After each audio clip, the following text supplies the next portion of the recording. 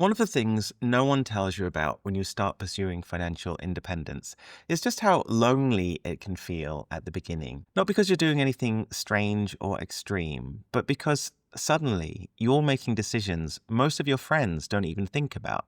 So today, a quick mini episode on something very real. What to do when your friends don't get FIRE. This is Life After Enough, a podcast about money, meaning, and the life you design when work becomes optional. I'm your host, Nick. Let's get into it. If you've ever shared your FIRE plans with a friend and been met with confusion or laughter or a mild roast, congratulations, you're normal and in the same camp as me. Most people follow the default life script. Go to work, earn money, spend money, save a little bit, repeat until you're 65. And there's nothing wrong with that. And a lot of people genuinely quite like that structure. So when you come along talking about financial independence and low spending, investing aggressively, and designing your life, it sounds foreign, a bit dramatic, maybe even a bit threatening. Not because your friends think you're ridiculous, but because they don't have the same push factor that you do. They might be quite happy in their career. You might not be. Different emotional engines will have different reactions. People don't necessarily reject the idea of FIRE.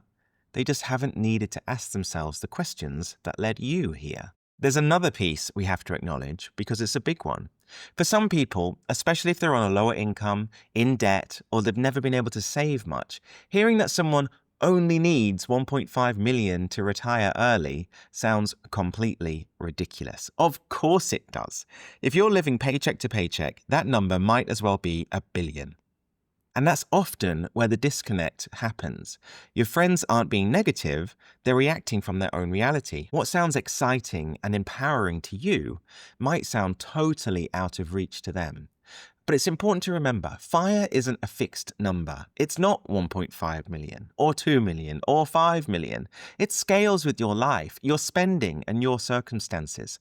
Someone on a modest income can absolutely build stability, security, and a version of independence that changes their life, even if they never hit full FIRE. It's not all or nothing. It's not be financially independent or you've failed. It's a spectrum, and any movement towards security is a win. Coast FI, lean FI, partial FI. Even just getting out of debt and building a small emergency fund is life-changing. So when friends say things like, yeah, okay, good for you, but that's not realistic for me, it's really a rejection of you or your dream. They're responding to how big it all sounds from their vantage point, especially if money feels tight or overwhelming or just very far from the FIRE conversation. And honestly, that's completely fair. Don't take it personally or get defensive. Money is one of the most personal, emotionally loaded things we deal with, and everyone is on their own timeline, their own circumstances, and their own version of enough. Sometimes your path won't line up with theirs in that moment, and that's 100% okay. When I discovered FIRE back in 2020, I was buzzing. All in, spreadsheets everywhere, listening to Choose a FIRE, my lockdown walks, redesigning my whole life on paper. And naturally, I expected my friends to be right there with me, nodding along, excited and ready to optimize everything. Let me tell you something. They were not. They teased me. They thought it was unrealistic. They assumed it was just another Nick obsession, which, to be fair, is a reasonable assumption with my track record. I don't think they thought I was stupid. At least I hope not. But they didn't want or need what I wanted. They were fulfilled in their careers. I wasn't. They weren't looking for escape where I was. Quick pause. If this episode is sparking something for you, hit follow so you don't miss what's coming next. Feel free to share it with someone who'd love it too. It really helps the show to grow. So here's the question. Can you protect your FIRE goals and keep your friendships? The answer, thankfully, is a very easy, very reassuring yes. This doesn't need to be some dramatic identity split. It doesn't need to be me versus them. It doesn't even need to be a thing. You can absolutely stay committed to your goals and stay connected to your people.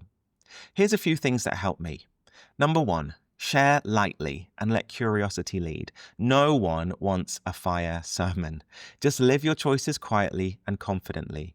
Drop simple lines like, I'm being more intentional with money these days. If they're curious, they might ask a follow-up question.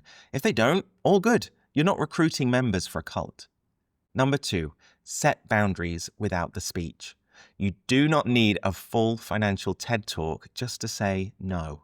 You can say things like, I'm keeping things light this month. Do you want to do brunch instead of the big dinner?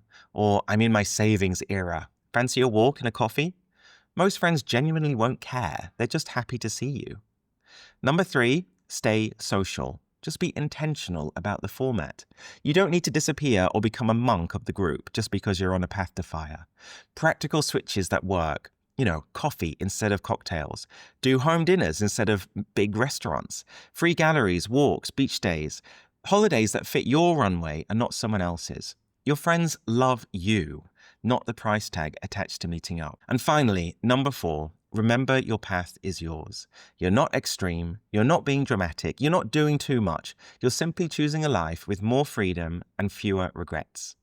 Every intentional choice you make today buys future time, flexibility, and peace. That's worth being a little contrarian to get there. And look, you don't need your oldest friends to be your fire friends. That's why podcasts like this exist. Online communities are there. There are books, meetups. They can fill a gap. Okay, so if your friends don't get it, honestly, that's fine. We all come to this stuff at different times and for different reasons. Your job isn't to convince anyone or justify your own choices. It's just to stay intentional, stay kind, and stay connected to people that care about you. That's it. And yeah, you might be the first in your group to look at life a little differently, to pause and question the standard life script, to ask yourself what enough actually means for you. All that means is that you're starting to sit up and pay attention. This is the Life After Enough podcast, and I'm your host, Nick. Follow, like, and share if you're ready to design a life that's yours. See you next week.